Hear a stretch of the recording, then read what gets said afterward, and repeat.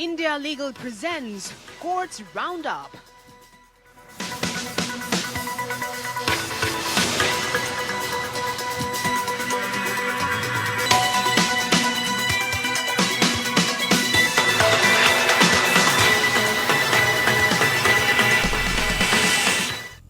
नमस्कार, courts roundup में आप सभी का बहुत बहुत स्वागत है। मैं हूं आपके साथ वक्ता दुबे और इस बुलेटिन में अगले आधे घंटे हम आपको कोर्ट से जुड़ी तमाम छोटी बड़ी खबरों से रूबरू करवाएंगे। कोर्ट की कार्यवाही और सुप्रीम कोर्ट से लेकर हाई कोर्ट और लोअर कोर्ट्स तक के फैसलों को आपके सामने रखेंगे। लेकिन आगे बढ़ने से पहले एक नजर डालते हैं हेडलाइंस पर। पंजाब के राज्यपाल पर बिलों को लंबित रखने पर नाराज सुप्रीम कोर्ट। कोर्ट ने जून में हुए पंजाब विधानसभा सत्र को किया वैध घोषित। कहा, राज्यपाल लंबित विधेयकों पर फैसला करें, विधानसभा सत्र को अनिश्चित काल तक स्थगित रखना भी नहीं।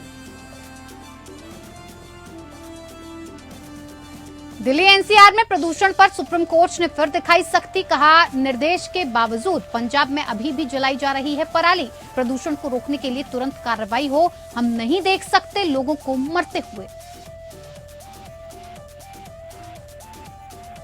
सीबीआई है स्वतंत्र। पश्चिम बंगाल सरकार सीबीआई मामलों पर केंद्र सरकार पर मुकदमा नहीं कर सकती, केंद्र ने सुप्रीम कोर्ट से कहा।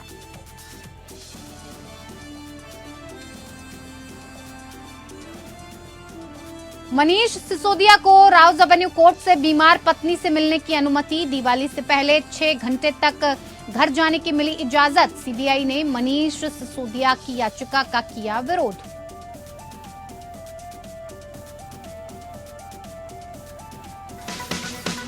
India Legal presents Courts Roundup.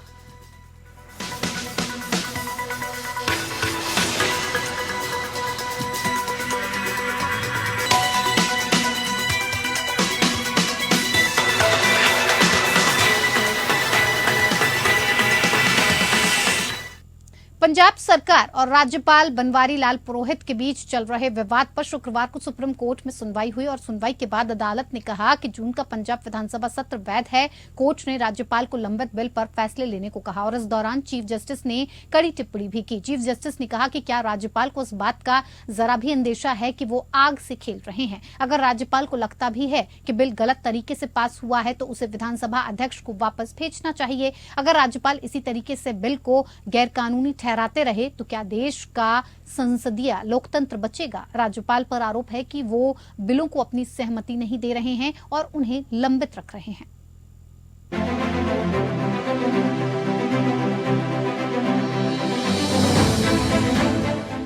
Punjab विधानसभा द्वारा पारित विधेयकों पर राज्यपाल की मंजूरी में कथित देरी के खिलाफ पंजाब सरकार की याचिका पर सुप्रीम कोर्ट में सुनवाई हुई।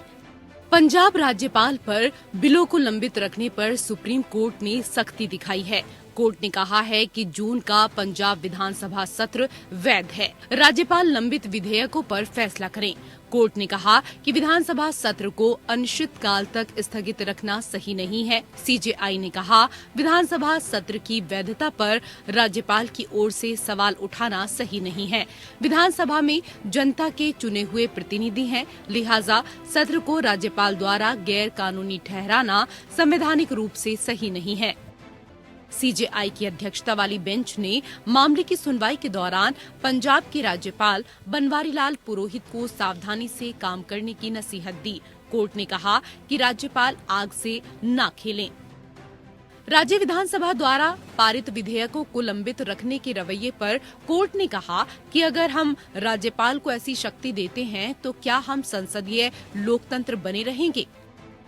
सीजेआई ने पंजाब राज्यपाल के वकील से पूछा कि अगर विधानसभा का कोई सत्र अवैध घोषित हो भी जाता है तो सदन द्वारा पास किया गया बिल कैसे गैर कानूनी हो जाएगा। वहीं सुप्रीम कोर्ट में पंजाब सरकार की तरफ सिंघवी ने कहा कि मौजूदा राज्यपाल के रहते विधानसभा का सत्र बुलाना असंभव सा है। सीजेआई ने कहा कि अगर राज्यपाल को लगता है कि बिल गलत तरीके से पास हुआ है तो उसे विधानसभा अध्यक्ष को वापस भेजना चाहिए। अगर राज्यपाल इसी तरीके से बिल को गैर कानूनी ठहराते रहे तो क्या देश का संसदीय लोकतंत्र बचेगा। सीजेआई ने कहा कि राज्यपाल राज्य का संवैधानिक मुखिया होता है, लेकिन पंजाब की स्थिति को देखकर लगता है कि सरकार और उनके बीच बड़ा मतभेद है जो लोकतंत्र के लिए सही नहीं है। सीजेआई ने नाराजगी जाहिर करते हुए कहा कि संविधान में ये कहाँ लिखा गया है कि राज्यपाल स्पीकर द्वारा बुलाए गए विधानसभा सत्र को अवैध करार दे सकते हैं। उच्चतम न्यायालय ने पंजाब सरकार से पूछा कि विधानसभा के बजट सत्र की बैठक को स्थगित क्यों किया गया, अनिश्चितकाल के लिए सत्रावस्थान क्यों नहीं किया गया। हमारा देश स्थापित परंपराओं पर चल रहा है और उनका पालन किया जाना चाहिए। पंजाब में जो हो रहा है हम उससे खुश नहीं हैं, ये गंभीर चिंता का विषय है। चीफ जस्टिस ने कहा कि मेरे सामने राज्यपाल के लिखे 2 पत्र हैं, जिनमें उन्होंने सरकार को कहा कि चूंकि विधानसभा का सत्र ही वैध तो वो बिल पर अपनी मंजूरी नहीं दे सकते हैं। राज्यपाल ने ये कहा कि वो इस विवाद पर कानूनी सलाह ले रहे हैं, हमें कानून के मुताबिक ही चलना होगा। केंद्र सरकार की तरफ से कहा गया कि राज्यपाल का पत्र आखिरी फैसला नहीं हो सकता है। केंद्र सरकार इस विवाद को सुलझाने के लिए रास्ता निकाल रही है। वहीं पंजाब के गवर्नर की तरफ से 13 नवंबर तक का समय देते हुए कहा गया कि हम तब तक इस समस्या का हल निकाल लेंगे। सुनवाई खत्म हुई। Bureau report.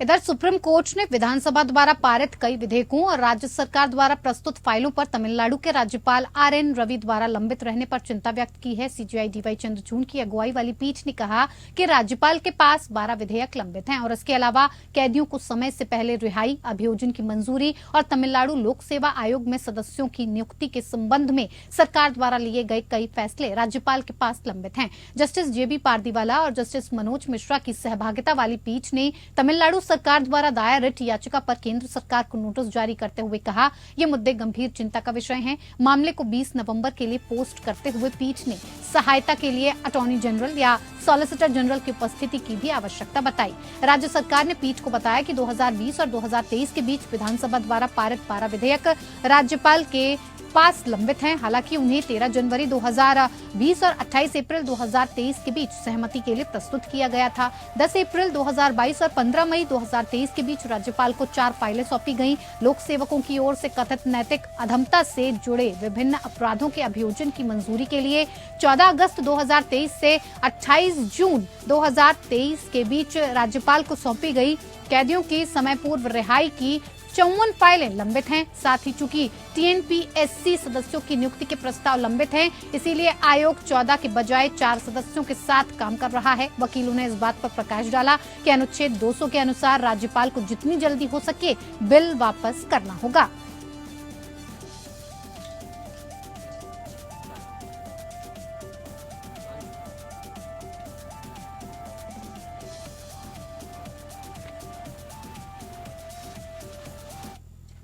इधर सुप्रीम कोर्ट ने दिल्ली एनसीआर में प्रदूषण के मुद्दे पर सख्त रुख अपनाया है। अदालत ने कहा कि मौसम के भरोसे नहीं बैठा जा सकता। सरकारों को प्रदूषण को रोकने के लिए तुरंत कार्रवाई करने को कहते हुए कोर्ट ने कहा कि हम लोगों को मरते हुए नहीं देख सकते। सुप्रीम कोर्ट ने कहा कि सभी राज्य प्रदूषण के लिए जिम्मेदार हैं, मुख्य सचिवों की बैठक करें और समाधान निकालें। अदालत ने यह भी कहा कि अभी भी पंजाब में पराली जलाई जा रही है। सुप्रीम कोर्ट ने पूछा कि पंजाब के किसान ऐसा चावल क्यों उगा रहे हैं जो इतना पानी सोखता है। अदालत ने कहा कि खेतों में पराली जलाने के मामले हर हाल में रुकने चाहिए। अदालत ने मामले की सुनवाई 21 नवंबर तक के लिए स्थगित कर दी।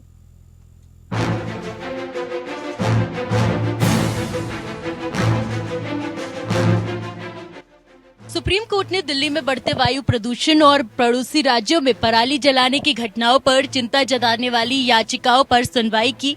अदालत ने केजरीवाल सरकार को फटकार लगाते हुए कहा कि हमारे हस्तक्षेप के बाद ही हर साल प्रदूषण में तेजी आती है। सुप्रीम कोर्ट ने कहा कि हम एक्सपर्ट्स नहीं हैं, हमें सिर्फ समाधान चाहिए। सुप्रीम कोर्ट ने कहा कि हम सिर्फ उपायों को ग्राउंड लेवल पर लागू करना चाहते हैं। जस्टिस संजय किशन कौल ने कहा कि पराली जलाने की एक बड़ी वजह पंजाब में धान की खास किस्म की खेती होना है। किसानों को दूसरी फसल के लिए प्रोत्साहित करने की जरूरत है। फिर भी पराली जलाने पर रोक जरूरी है। बढ़ते प्रदूषण में पराली जलाने की भूमिका पर एमिकस अपराजिता सिंह ने कहा कि फसल अवशेष जलाने से कुल प्रदूषण में 24% योगदान होता है, जबकि कोयला और फ्लाई ऐश जलाने से 17% प्रदूषण के लिए जिम्मेदार है। वहीं कुल प्रदूषण का 16% वाहनों से फैलता है। सुप्रीम कोर्ट ने कहा, हर कोई प्रदूषण के स्रोतों के बारे में जानता है। सरकारें कोर्ट के हस्तक्षेप का इंतजार कर रहे हैं। हमारे पास हर समस्या का समाधान है, लेकिन कोई कुछ नहीं कर रहा है। अदालत खुद कहती है कि हम नतीजे चाहते हैं, हम विशेषज्ञ नहीं हैं, लेकिन हमें समाधान चाहिए। सुप्रीम कोर्ट ने कहा कि हम ये नहीं कह रहे हैं कि आसान मामला है, ये राज्य सरकारों को करना होगा। सुप्रीम कोर्ट ने पूछा कि क्या आप चाहते हैं कि यह आदेश हम पारित कर दें कि सभी राज्य सरकार के अधिकारी बिना मास्क में काम करें, तभी आम जनता के स्वास्थ्य के बारे में इनको पता चलेगा। कोर्ट ने पंजाब सरकार को कहा कि आप कोर्ट के आदेश लागू करें, हम लोगों को प्रदूषण की वजह से मरने नहीं दे सकते। सुप्रीम कोर्ट ने कहा, सवाल ये उठता है कि किसान केवल बासमती धान की ही क्यों फसल उगाते हैं। पंजाब सरकार आखिर किसानों के संगठन से बात क्यों नहीं करती? उनका संगठन बेहद एक्टिव है। राज्य सरकार को किसानों से बात करनी चाहिए। प्रदूषण कम होना ही चाहिए। कैसे कम होगा ये राज्य सरकारें तय करें, लेकिन प्रदूषण कम करना ही होगा। अगर हम कमेटी बनाते हैं तो जिम्मेदारी उस पर शिफ्ट हो जाएगी। सुप्रीम कोर्ट ने कहा कि प्रदूषण की स्थिति को राज्य के कैबिनेट सेक्रेटरी मॉनिटर करेंगे। दिल्ली सरकार ने कहा कि वे दिवाली के बाद कृत्रिम बारिश कराना चाहते हैं। इसको लेकर कई एजेंसियों से इजाजत लेने की जरूरत होगी। केंद्र से भी इजाजत चाहिए। इस पर कोर्ट ने कहा कि इसके लिए हमारी इजाजत की जरूरत नहीं है, एजी यहाँ है, आप उनसे बात करिए। सुप्रीम कोर्ट ने कहा कि धान की फसल के विकल्प के तौर पर दूसरी फसल पर भी काम करना होगा। धान पर दी जाने वाली एमएसपी को नहीं हटाएंगे। कम पानी वाले इलाकों में धान की फसल लेने को चरणबद्ध ढंग से घटाना होगा। ये तो लंबे समय की कार्य योजना है। कोर्ट इस पर 21 नवंबर को अगली सुनवाई करेगा। Bureau report, APN.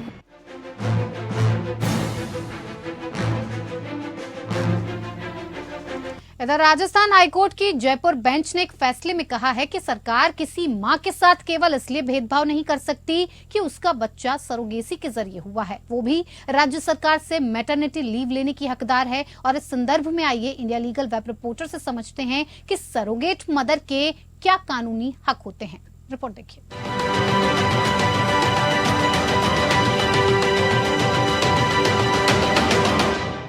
Surrogate mother के नाम से आपको मिमी मूवी के बारे में याद तो आई ही होगी, और मिमी की ट्रेजिक स्टोरी के बाद भी।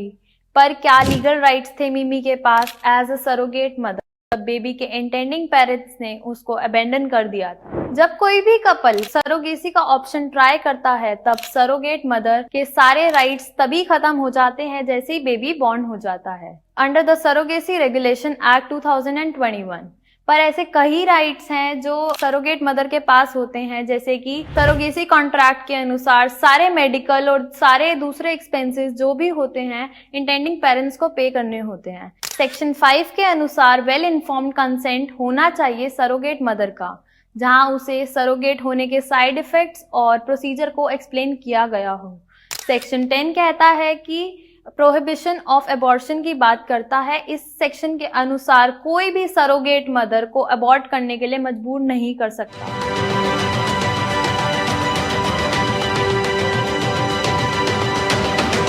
इधर बिना लाइसेंस वाले फायर आर्म्स के प्रसार पर अंकुश लगाने के उद्देश्य से सुप्रीम कोर्ट में चल रहे स्वतः संज्ञान मामले में amicus curiae senior advocate S Nagamuthu ने शस्त्र अधिनियम, विस्फोटक अधिनियम और विस्फोटक पदार्थ अधिनियम के तहत जमानत प्रावधानों को और अधिक कठोर बनाने का सुझाव दिया है, जैसे कि धन शोधन निवारण अधिनियम और एनडीपीएस एक्ट में है। नागामुथु ने विशेष रूप से सबूत के बोझ को उलटने की सिफारिश की है। सीनियर एडवोकेट के अनुसार अदालत को कुछ मूलभूत तथ्यों के सबूत पर आरोपी को अपराध मानना चाहिए और जब तक कि आरोपी द्वारा इसके विपरीत साबित न किया जाए, अपने सबमिशन में एमिकस क्यूरी ने भारत की बढ़ती बंदूक समस्या के लिए समाधान को लेकर क्षेत्र के विशेषज्ञों के साथ सावधानी पूर्वक विचार और परामर्श के बाद कई सुझावों को प्रस्तुत किया है। उन्होंने जोर देकर कहा कि ये एक ऐसा मुद्दा है जिस पर केंद्र और राज्य सरकारों को तत्काल ध्यान देने की आवश्यकता है। उन्होंने उनसे युद्ध स्तर पर सहयोगात्मक रूप से नवीन तरीकों के साथ आने का आग्रह किया है, अन्यथा स्थिति नियंत्रण से बाहर होने का खतरा है। नागामुथु ने सुझाव दिया है कि केंद्र सरकार विशेषज्ञों की एक समिति स्थापित करे जिसमें पर्याप्त अनुभव और विशेष ज्ञान वाले व्यक्ति शामिल हों और उसे राज्य और केंद्र सरकार, अन्य देशों और विज्ञान और प्रौद्योगिकी के क्षेत्र में विषय वस्तु विशेषज्ञों सहित विभिन्न स्रोतों से इनपुट का अध्ययन करने का काम सौंपा गया और वो एक विशिष्ट समय सीमा अधिमानतः 1 वर्ष के भीतर अवैध हथियारों और गोला बारूद के खतरे पर अंकुश लगाने के लिए सिफारिशें तैयार करे। इसके अलावा एमिकस क्यूरी ने संभावित विधायी परिवर्तनों के प्रश्न को कानून आयोग को भेजने, मौजूदा कानूनों में अपर्याप्तताओं का अध्ययन करने और 6 महीने के भीतर मौजूदा कानूनों में संशोधन करने या नियामक उपायों को मजबूत करने के लिए नए कानून बनाने की सिफारिश करने का प्रस्ताव दिया है।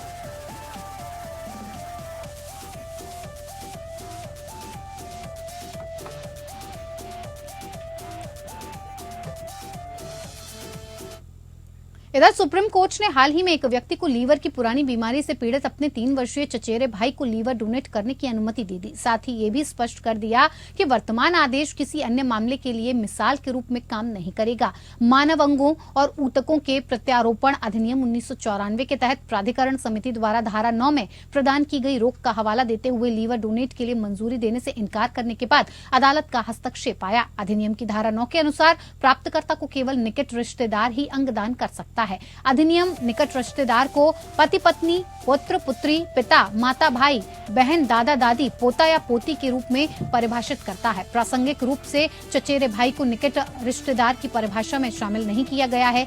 समस्या इसलिए उत्पन्न हुई क्योंकि रोगी और उसके माता पिता भारतीय मूल के विदेशी नागरिक हैं और अधिनियम की धारा 9 की उपधारा 1A के लिए प्राधिकरण समिति की पूर्व मंजूरी की आवश्यकता होती है, जहां दाता या प्राप्तकर्ता विदेशी नागरिक है। इन तथ्यों और परिस्थितियों के तहत वर्तमान रिट याचिका दायर की गई, जिसमें बच्चे के जीवन को बचाने और अनुच्छेद 21 के तहत उसके मौलिक अधिकारों की रक्षा के लिए दाता दूसरे याचिकाकर्ता द्वारा लीवर ट्रांसप्लांट की अनुमति देने के निर्देश देने की मांग की गई। याचिका में ये दलील दी गई कि याचिकाकर्ताओं के माता पिता दान देने के लिए अयोग्य हैं। जहां मां की प्रेगनेंसी का इलाज चल रहा है तो वहीं उनके पिता का ब्लड ग्रुप उनसे मेल नहीं खाता। उसी को संबोधित करते हुए अदालत ने कहा कि हालांकि रिपोर्ट में विशिष्ट कारणों का खुलासा नहीं किया गया कि माता पिता ने लिवर दान क्यों नहीं किया। हालांकि अदालत ने माता पिता को छूट दे दी है, ये देखते हुए कि एक उपयुक्त दाता है।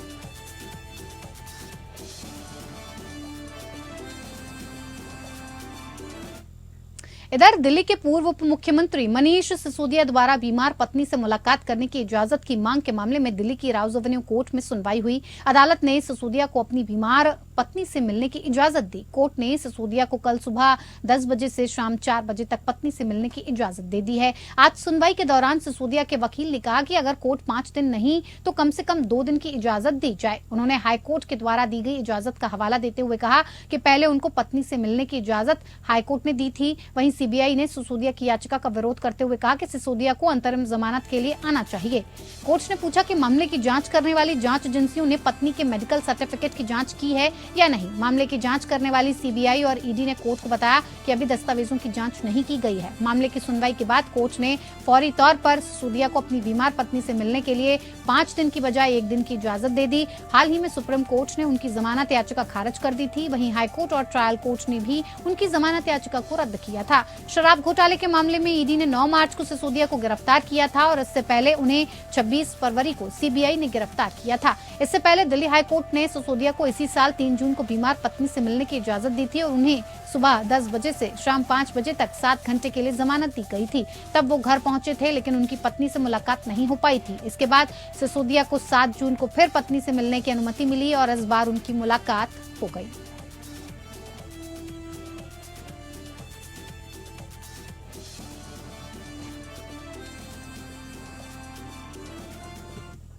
सुप्रीम कोर्ट परिसर में दिव्यांग जनों के द्वारा संचालित मिट्टी कैफे का उद्घाटन किया गया। मिट्टी कैफे की खासियत है कि ये दिव्यांग लोगों के द्वारा संचालित किया जाएगा। सीजेआई चंद्रचूड़ समेत सभी सुप्रीम कोर्ट के जज इस उद्घाटन समारोह में उपस्थित थे और इस मौके पर साइन लैंग्वेज में राष्ट्रगान और सांस्कृतिक प्रोग्राम भी दिव्यांग लोगों के द्वारा पेश किया गया। कैफे के उद्घाटन के बाद मामलों की सुनवाई के लिए कोर्ट में बैठते ही सीजेआई ने वकीलों से इस कैफे के बारे में बताते हुए सभी से आग्रह भी किया कि आप सभी वहां जाएं और इसमें अपना सहयोग दें। उन्होंने उन्होंने कहा कि इस कैफे में कोरोना के दौरान लगभग 60 लाख लोगों को खाना उपलब्ध कराया गया है। वहीं एजी ने भी कहा कि ये एक सार्थक पहल है, सभी को सहयोग करना चाहिए। दरअसल सुप्रीम कोर्ट परिसर में पहला चैन कैफे खोला गया है और ये बेंगलुरु के एक एनजीओ मिट्टी सोशल फाउंडेशन की पहल का हिस्सा है।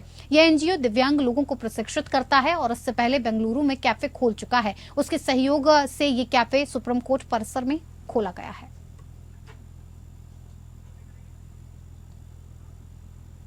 चलिए, कोर्ट्स राउंड अप में मेरे साथ फिलहाल इतना ही। नमस्कार।